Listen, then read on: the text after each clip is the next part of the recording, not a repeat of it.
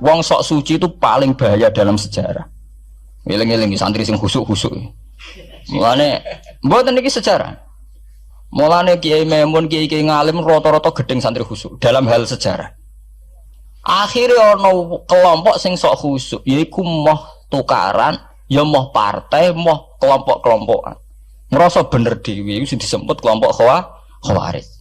Wong Khawarij iku darani dosa gedhe murtad saking khusuke. Ora ana dosa cilik, kabeh dosa iku gedhe. Mergo dosa iku bentuk pelanggaran terhadap Allah Subhanahu wa taala. Wes entek khusuke wong Khawarij. Ora ana wong khusuk dalam sejarah kaya wong Khawarij.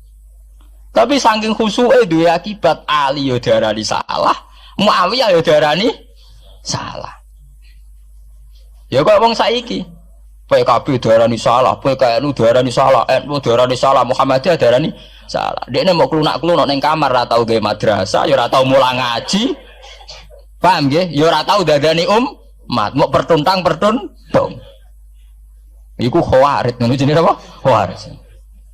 Saelek-eleke partai iku sering duwe paguyuban, ngrudak-gruduk istighosah mbok gawe sekolahan. Saelek-eleke partai. Saelek-eleke ormas yo sering gerakno masa kanggo kebaikan. Tapi sak soleh-soleh wong dhewean paling klunak-klunuk. Padahal nek nggawe madrasah dhewe, nek ora gawe proposal lho. Nek ora ngono donyane entek, padahal donyane mok sapi kuru entek. Iku nggo pondasine tok ora cukup. Nggo pondasine tok mboten apa? Cukup. Wes wong soleh paling apik sak donya, mulyane niat gawe masjid lho. Ndadekno pondasine tok tapak gretok ora ngarah cukup. Ada sing rapati soleh lewat partai, proposal sana sini masjidnya jadi mewah, boko duit subhat, boko haram, mbak abang, mbak hijau, bos. Akhirnya wong Khawarij gawe satu kelompok sing ngalalno darai Ali, yang ngalalno darai Muawiyah. Akhirnya matek dipateni wong Khawarij. Sampai sekarang, para teroris, para bom bunuh diri itu rata-rata berangkat dari orang yang sudah anti sama kepartaian, anti sama merasa suci sendiri, kemudian banyak terjadi bom bunuh diri dan sebagainya. Itu sejarahnya panjang. Memang samu gampang tapi urip ya. Sebab itu semenjak itu sudah ulama-ulama itu tidak senang sama orang yang merasa sok suci sendiri, benar. Loh, saya sering ditanya, Gus, sampean itu kan tidak berpartai.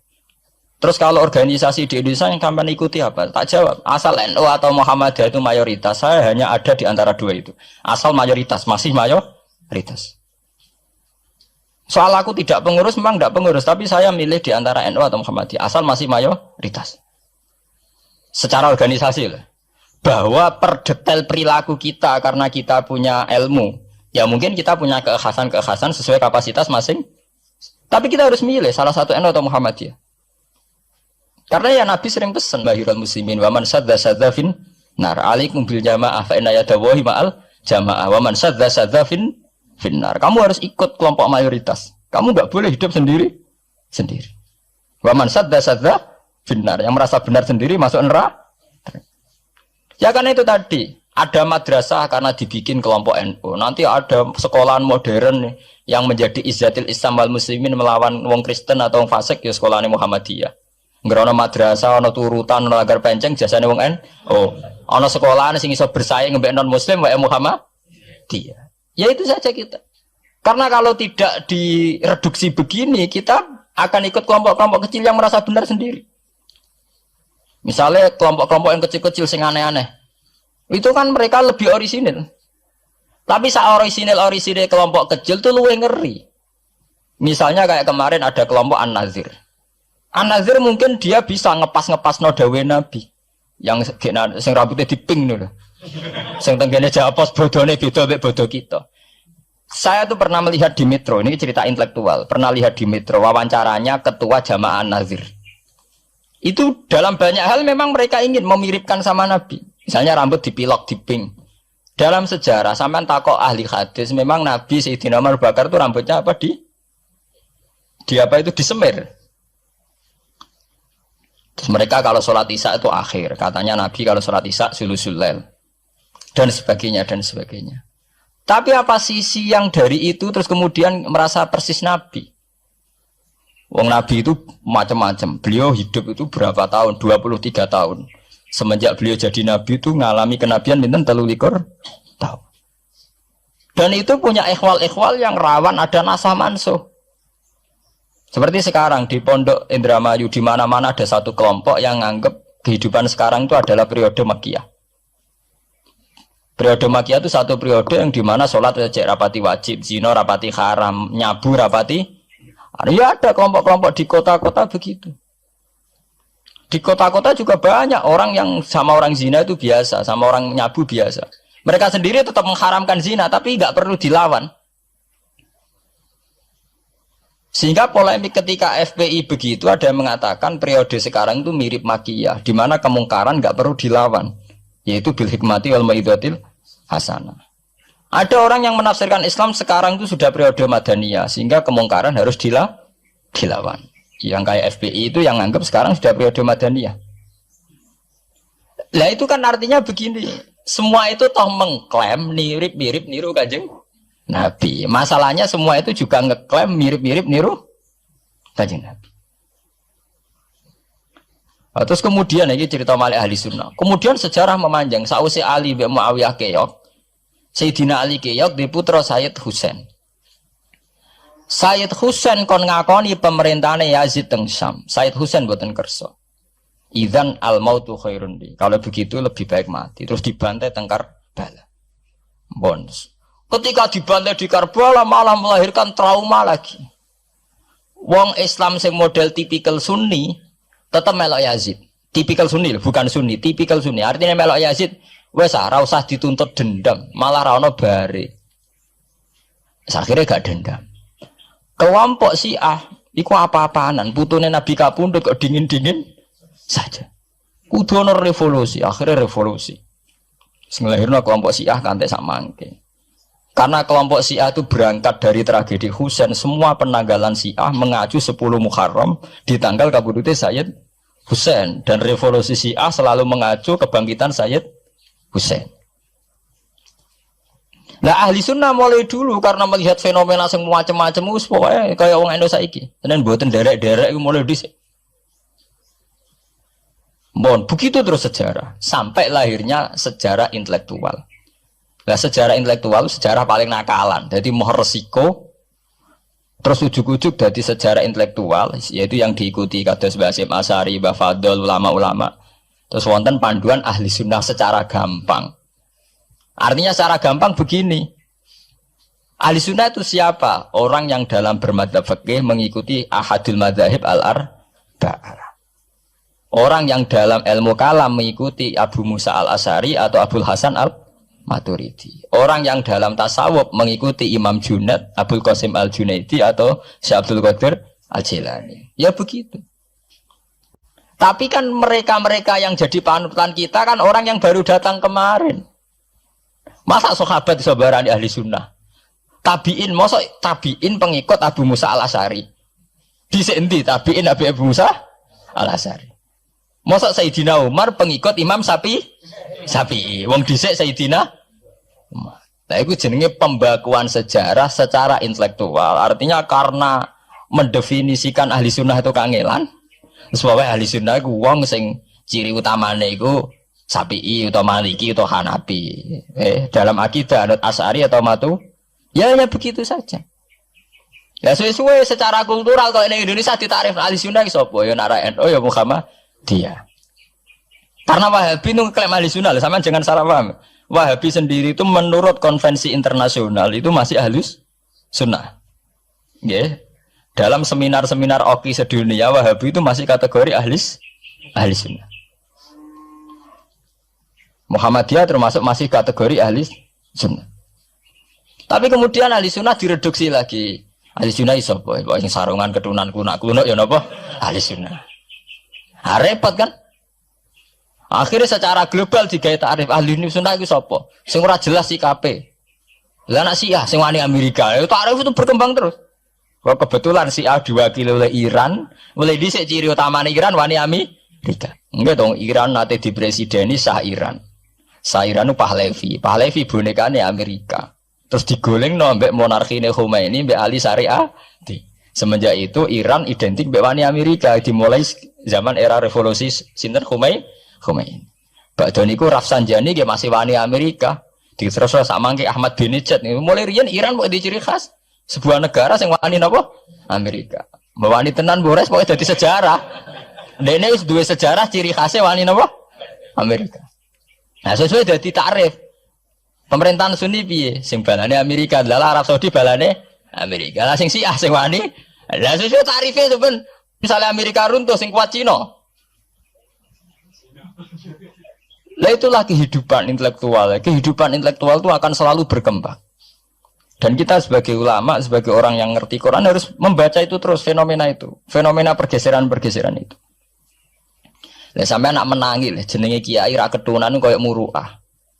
Ya menangi ketika ra ketunan dimulai tradisi PBNU sing tukang kiai desa mesti anak buahe PBNU. Lah genge sing Jakarta ora tau ketunan, kewapok. Lah takano Mbah Sakur, jenenge riyen kiai jajar wong wedok UF. Suwe-suwe wala-wali zaman ketuane kiai rak PBNU. PBNU ini jajar-jajar Megawati. Sering metuki samu wedok do salah, nyoro sing kiai desa. Dikritik ke atasan, ra dikritik keyakinane dekne ora pas kiai jajar wong wedok, ora lara. Ya itu zaman mesti begitu. Kiai desa ngrasa nak lunga ora ketunan UF, ketuane kiai ning Jakarta, ora ana sing Orang ana sing ketunan. Cara desa kiai jagoan mbek wong wedok iku ketuane kiai sini Jakarta. Ya ora trimo jagongan, koalisi. Ya itu kehidupan intelektual. Kita harus lapang dada berani membaca itu. Itu fakta. Kowe ora usah dadi khawarit karena kecewa terus dadi napa? Khawarit. Kecewa Pak Hasyim Asy'ari, kecewa Gus Dur to dadi khawarit klunak-klunuk mbek gremang-grem. Tidak bisa. Kita harus gentleman sesuai dawuh Nabi ilzamu jamaahirul muslimin wa man sadda finnar alaikum bil jamaah fa inna yadawi ma'al jamaah wa man sadda finnar. Mane kula umpama partai nggih milih sing gedhe, ormas nggih milih sing gedhe. Bukan oportunis ya milih yang itu. Mergo sing cilik-cilik malah bulet ngono ngatur. Paham nggih? Mungkin yang cilik itu benar tapi bulet. Cara bahasa ini dari mainstream saja, yang umum-umum saja. Kan kula kiai kan buta lunga ra ketunan ya ra ketunan. Umume wong piye nggih, wae umum-umume wong. Kula niku khusus umum-umume wong, sing ringan-ringan saja itu sing umum-umum saja. Gitu tadi ya. Karena sejarah ahli sunnah sendiri itu sejarah yang disederhanakan oleh proses intelektual. Kalau baleni malih sejarah ahli sunnah piyambak itu sejarah yang disederhanakan oleh proses intelektual. Ini kemudian ada takrif ahli sunnah itu sapa wong sing cara bermadzhab mengikuti ahadul madzahib al-arba. Cara bertasawuf mengikuti Abdul Qasim Al-Junaidi, nggih. Cara bertauhid atau berilmu kalam nganggo Abu Musa Al-Asy'ari atau Abdul Hasan Al-Maturidi. Tapi mana ada takrif itu zaman Nabi. Nabi ora menangi periode ini Abu Musa Al-Asy'ari, ya ora menangi Abdul Hasan Al-Maturidi. Zaman mau ngoten tok. Ahli sunnah sinten ya Rasulullah? Ma'ana alaihil yauma wa ashabi. Ya wong sing anut aku lan anut sahabatku. Alaikum bisunnati wa sunnatil khulafair rasyidin al-mahdiyyin. Kowe ku anut aku lan anut khulafair rasyidin. Iya zaman Abu Bakar enak ketuane sitok. Tunggale zaman Basim Asy'ari enak karo anut Basim, nak ira putu. Jare sepuh ya putune, jare sitok iku ya putune, iku ya putu, angger wong ya putune. Kula ereng wonten kiai alim wali teng Jawa Timur. Niku anak putune niku ora bangga. Mergo ager wong wis putune. Lho nggih to nggih. Misale Mbah Hasyim Asy'ari kiai top. Nak Mbah Hasyim jek dhewean kabeh wong menapa dawuh Mbah Hasyim. Era anak rek 6 5. Lah nek era putu karek ngitung kan. Anak 5 dan anak 5 anak putune wis salah. Sawe. Putune madzhabe beda-beda.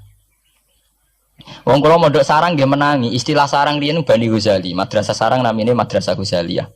Era Mbah Ahmad Bani Ahmad. Era Mbah Zubair Dugdeng, alim terkenal istilah Bani Zubair. Samangke pun benten malih. Putrane Mbah Zubair itu banyak. Ya, putrane Mbah Zubair banyak. Nah, kebetulan yang punya nama besar Ki Maimun. Ya ada sendiri Bani Maimun, yang satu Bani siapa? Bani. Ya sama Mbah Zubair. Tapi era anak kan sudah beda kan? Lah Mbah Hasyim Asy'ari nasibnya ya nanti kayak itu. Beliau satu dulu masih tunggal, wong mesti daerahnya Mbah Hasyim Asy'ari. Era putu. Gus Dur ya putune, Lili Wahid ya putune. Anake Ki Wahid piyambak pinten?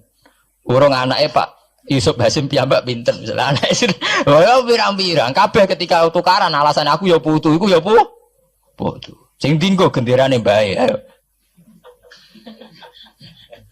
Lan iki kula cerita, Mbah Batu Ampar, Samsudin Batu Ampar wali terkenal.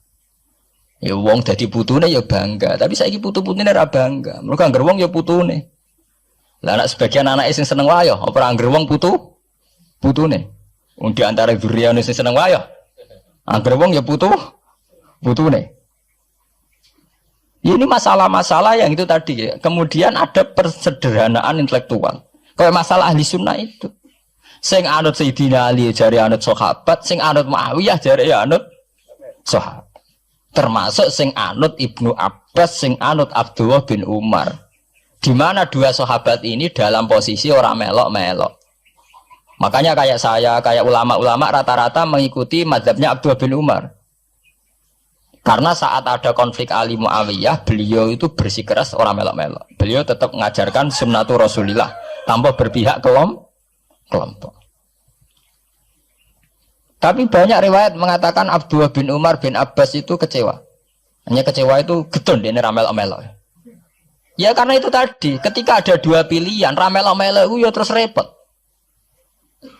Dia tuh sampean saiki pikir mau nih, saelek-eleke wong melok P3 atau PKB, iku melok nentokno kemaslahatane Jawa Timur, mbah Bojonegoro, mbah apa. Tapi saapi-api wong ra melok-melok, nentokno mudun lho ra melok-melok. Sehingga ada mazhab ahli sunnah sing majibno wong kudu melok-melok. Karena saapi-api wong ra melok-melok itu ndak ada yang dikaryakan, nggak ada yang dipekerjakan. Nggih, misalnya taruh saja misalnya sampean melok PKB atau P3 atau melok PAN. Saelek-elek melok iku mesti melok mikir nasib bangsa. Tapi saapi-api ra melok-melok ora ono sing mbok lakoni. Sebab itu ya banyak saja ulama yang mengatakan ketika ada partai yang macam-macam kayak kudu melok salah siji. Bukan apa-apa ya nganggo perhitungan amal. Kalau ulama ya pakai perhitungan apa? Amal. Sebab itu ketika ada waqatil Jamal, ketika Sayyidina Ali bentrok be Aisyah, itu ya sahabat ada yang melok Aisyah, ada yang melok Ali, ora kok terus muni ra melok. Ya tapi itu tadi kula mau matur teng awal, ketika Rasulullah dawuh kowe anut aku lan anut sahabatku, dawuh iku masih normatif. Artinya normatif ketika sahabat kepemimpinannya tunggal jelas anut Abu Bakar. Lah nek saiki sahabate dhewe wis tukaran. Iku waktu gale ana wong dawuh kowe anut kiai, mati urip donya akhirat anut kiai. Lho urusane kiyaine dhewe wis beda be. Ngono urusane kiyaine dhewe wis beda. Ya iya misalnya kiai PKNU kan ngono alasane kowe anut kiai, anut sapa ora anut. Ya empun Mbah, tapi kiai kula P3. Mau cari kiai P3 kowe mati urip anut kiai empun anut Mbah, cuma kiai kula PKB. Lah ini masalah. Lah ahli sunnah itu kayak itu, posisinya itu begitu. Nah, kemudian konvensi internasional mengatakan daripada bulat ngono terus dibakukan secara intelektual dan diikuti oleh Mbah Hasyim Asy'ari, Mbah Fadl, ulama-ulama NU se-Indonesia, terus gawe takrif sing sederhana. Ini terus dibakukan lewat kitab Al-Kawakibul Lama'ah sing disahkan Muktamar teng Jombang. Ahli sunnah pokoknya panduannya begitu. Fikih aja sampai metu ka madzhabul arba'ah. Tauhid aja metu ka Abu Musa Al-Asy'ari atau Abdul Hasan Al-Maturidi. Tasawuf anut Imam Abdul Qasim Al-Junaidi atau anut si Abdul Qadir Al-Jilani. Ya, atau Imam Ghazali ya kayak itu. Artinya umpama bebas ngeri. Misalnya bebas ngeten. Fakih anut Dawud Ad-Dhairi, ora selingkuh terus ki misalnya. Wong Dawud Ad-Dhairi syaratnya kawin kaya wong selingkuh. Mesine fakih anut Dawud Ad-Dhairi gak barbaran dah. Oleh kawin mut'ah, oleh kampun apa wali. Ora seneng hotel seksine supir tok terus kawan kawin. Lah umpama tasawuf anut Ibnul Arabi utawa anut Al-Hallas. Apa ora wahdati wujud kabeh manunggaling kawula ing Gusti. Untuk nggak tahu kita tasawufe kon anut Abdul Qasim Al-Junaidi sing kaya umume wong. Beliau sebagai ulama ya mulang ya kumpul wong. Lah munggo tasawufe anut Ibnul Arabi. Apa ora wahdatil wujud utawa anut Husain Al-Khallat apa ora dadi Siti Jenar. Paham ya? Jadi ora gunane dibatasi, nek ora dibatasi liar tenan.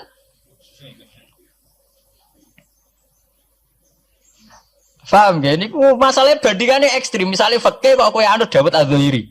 Kaya apa? Nak kenaan ngomong sing mut'ah. Mulane angger ngaji muin Wahab angger nyritakno syaraté kawin nganggo wali khilafan di Dawud Az-Zuhairi. Nganggo syahid ya khilafan di Dawud. Mergo cek dendam ulama-ulama beda Az-Zuhairi. Syaraté kawin kok gampange ngono. Paham ya? Lah santri dendam mbek madzhab dhewe mergo syaraté kawine santri kudu nglibatno bapake wali. Lah kadang bocah wis pacaran bapake ra setu. Dadi santri rata-rata nganti-nganti Joko tuwa ya korban madzhab Syafi'i. Mergo bocah wis gelem bapake ora gelem. Lah bapak ning gone fikih Syafi'i dilebokno rukun. Dilebokno napa? Rukun. Angel langkane.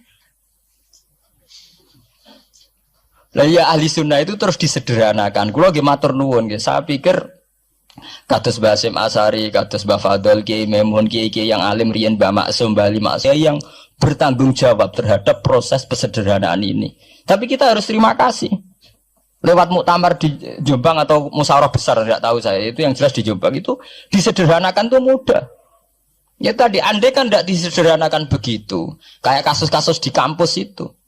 Di kampus karena saking hormatnya terhadap nilai intelektual, tasawuf manapun diambil.